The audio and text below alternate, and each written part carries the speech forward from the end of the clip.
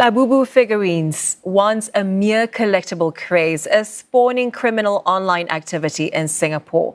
Some desperate fans are gambling illegally on social media platforms like TikTok, risking hundreds of dollars for a chance to snag limited editions of the blind box toys. The figurines have been around for 9 years, but only shot to fame months ago when a K-pop star, Lisa from Blackpink, shared photos of herself with Labubus on social media.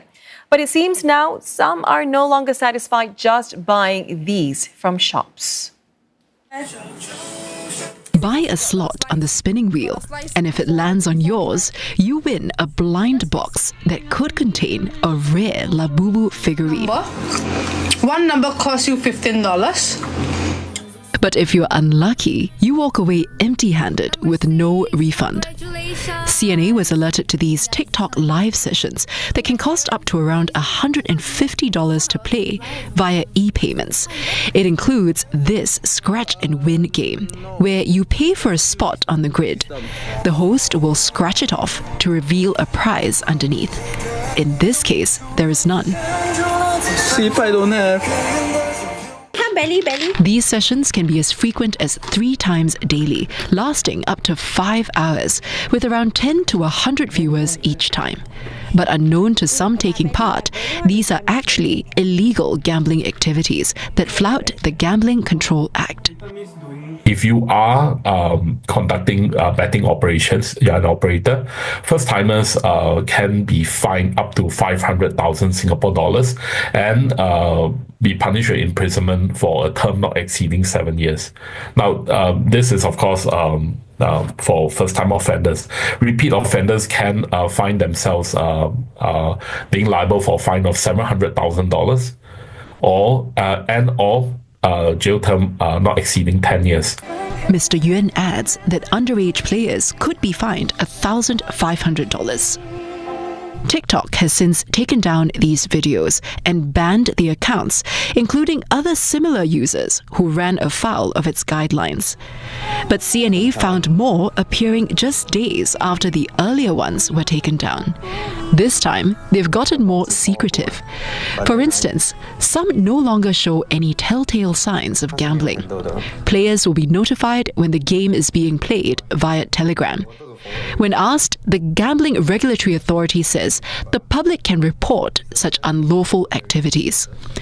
It has the powers to impose what it calls prohibitive measures, such as blocking gambling websites or working with the monetary authority to stop payments.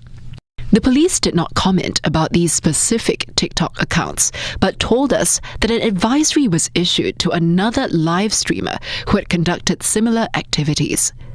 One reason why people are willing to gamble is because of the white-hot popularity of figurines like Labubu. Right now, PopMart, a China-based toy company, owns the trademark. When CNA visited this Plaza Singapura branch, there was a long queue because a new series of the toys was being released. A week later, there was a similar crowd. The frenzy is now not only for Labubus, but also Molly, Crybaby, and Skull Panda. I like the blind box because it's make me surprised.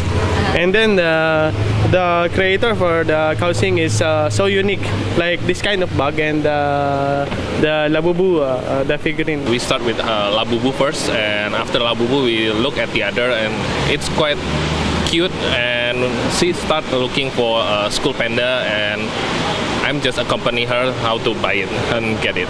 I think for me, collecting Labubu is more of like a passion because I also collect other PopMart series like Space Molly also. How often do you come to queue for? Once a week.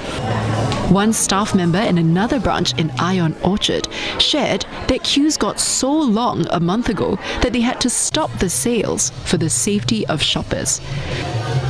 Another firm which carries Labubus from overseas suppliers says the creatures sell out fast. The Labubus make up more than 15% of their profit. Sales has been pretty good. When we first brought in Labubu, right, our stock ran out pretty quickly, so we had to restock like every 3 to 4 days. So there was once we had a corporate customer that purchased $16,000 worth of Labubu. So I think that was the biggest we ever got. So why are blind boxes so addictive?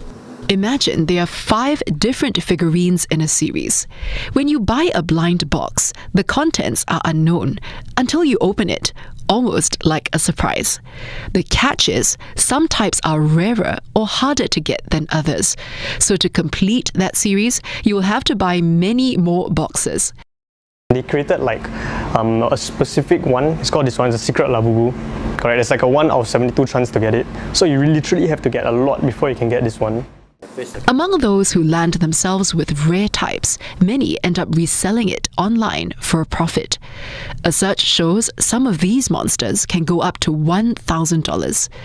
Legal experts say because blind boxes contain items determined by chance, it's actually a type of item called a mystery box. GRA says regulations on these will be announced at a later date. I would like to see a cap on the value of the item in the mystery box. And I think that's something the fine folks at GRA are working on. Personally, I would rather that there be a limit to how many blind boxes can be purchased in a day. Others also say regulations must be balanced. There are other situations which are essentially harmless, like McDonald's Happy Meals, right? And you don't want to be over-inclusive. You don't want to catch that sort of thing. Because many things in life obviously have an element of chance to them. And you know, the element of chance is part of the fun. It's part of a surprise. Yeah.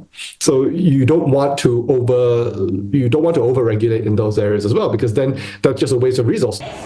Legal experts agree the law must address the possibility of social harms from blind boxes. Some social service agencies like Touch Community Services are now sounding caution.